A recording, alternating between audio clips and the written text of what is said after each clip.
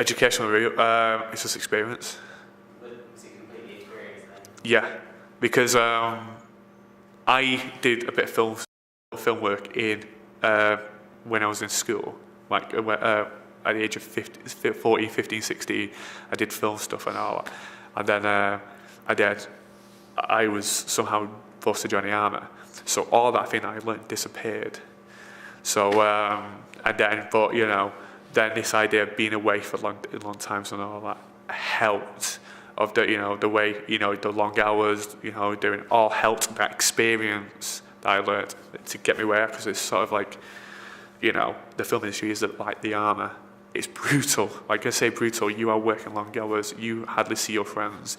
You know, you've got to, you know, you're traveling long distances sometimes. Stuff like that. So all that experience is accumulated here. Community. I can't say the word.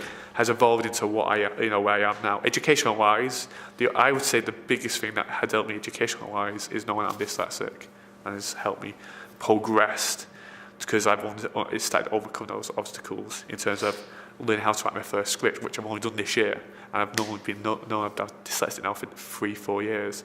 So I would say it's experience more than anything, not qualifications. That's the way I'd see things.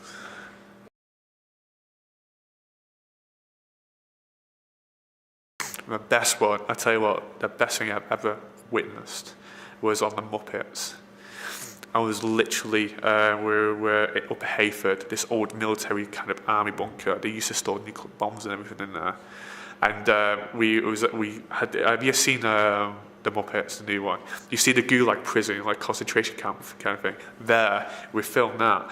And I was like making sure people are away from the set, like locking off, you know, telling people to lock off, making sure no one doesn't come in into shot, because we're looking at a big massive view.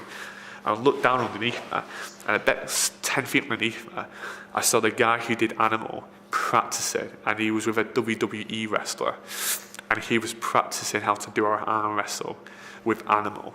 And I looked at it, and he was like, Animal, yeah. And the wrestler's like trying to play with him, and I watched that, and I was just like, it's Animal. I was just like, that's probably like the best experience I've, you know. I was like, yeah, I love what I'm doing. And, you know, I just thought, wow. So when you see that, he's excited. And then when you tell people, it's like, yeah, I saw that. It's like, wow, really? And then not many people can say that you've seen Animal with a guy practicing, like on a floor with 2 monitors, playing Animal with a WWE wrestler trying to do an arm wrestle with him. It is funny.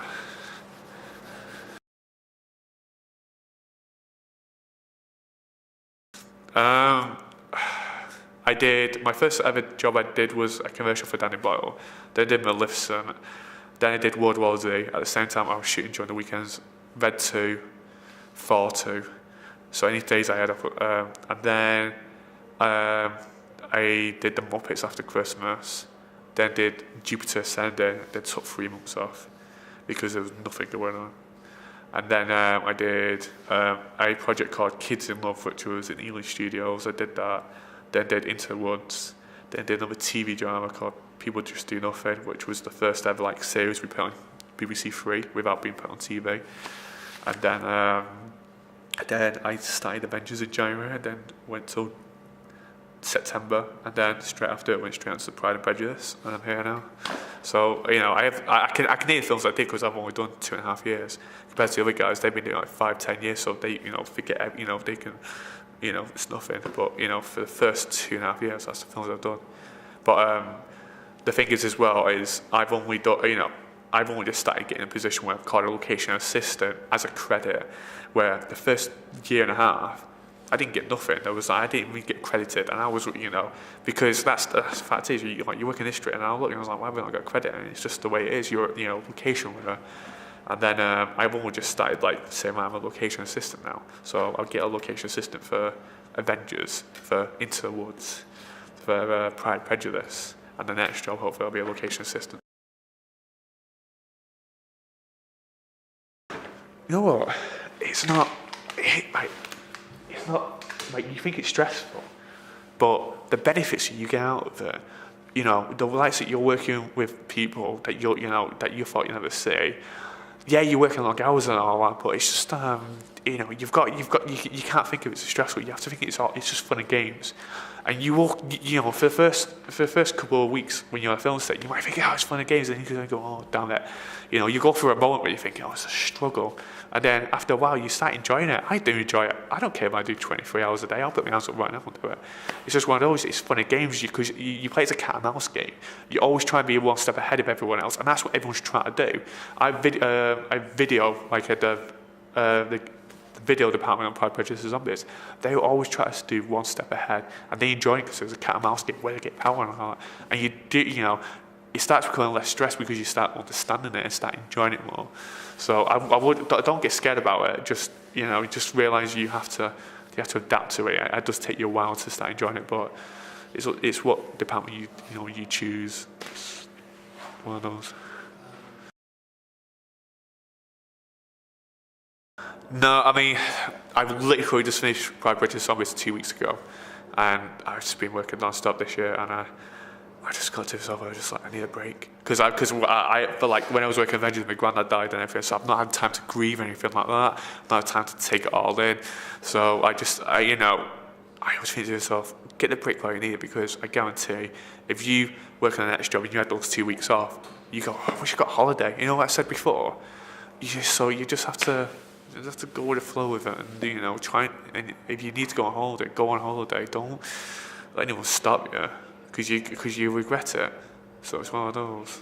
Yeah, so I guess it depends on the role of like how much time you get. Because I've had where I've maybe edited maybe Yeah. a video a few times and think, it comes up just like, oh, I'm really proud of the final product. I kind of like putting that together.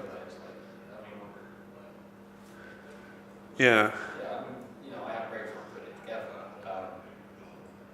That's why I'm trying to find, something else to kind of like go through that process again. Yeah.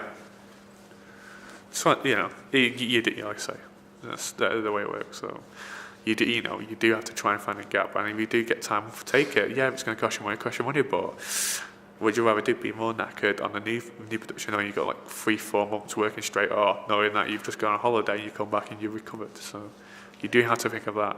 But there are risks where sometimes I did it when I was on the Muppets. Before the Muppets, I came back from New York. That's probably about 4 or 5 grand, ridiculous amount, because I was literally staying in a hotel next to Empire State Building, so I blew all my money. And I came back, I think I've got no job, and then for 5-6 weeks, didn't do anything.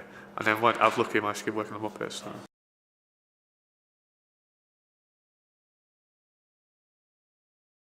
Dull days, I say, the dull days that I have is when, the dull days that I have is when you've got the producer, the first AD, and you've got everyone screaming at you and telling you you're doing a rubbish job. They're not. They're just messing you up because there's times when they've come and apologised to me. They say they're just because they're in the moment, and this sometimes does get to you a little bit. And there's been a few times where there's only been once or twice in 2.5 years I've done where they said, right, I might leave, and you don't. You just try and stay focused. You try not to think about it. When it does happen, but just don't do anything stupid, because that could be the last thing you'll ever see. So just don't. You just have to take it on the chin. That's all I'm saying.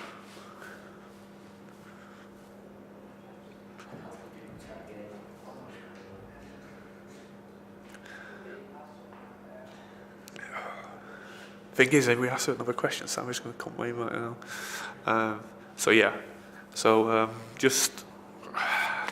You just have to take it on the chin. You just have to think of it. Your next day will always be your better day. So always think that. So even if you have a bad day, always think to yourself, it's always the next day. Because if you form like a bad attitude towards people, just get noticed and just can put off, and it makes your life harder for you. So just something that you need to always think about your next day. Think it's going to be a better day. You think you're going to always make improvement. So it's one of those.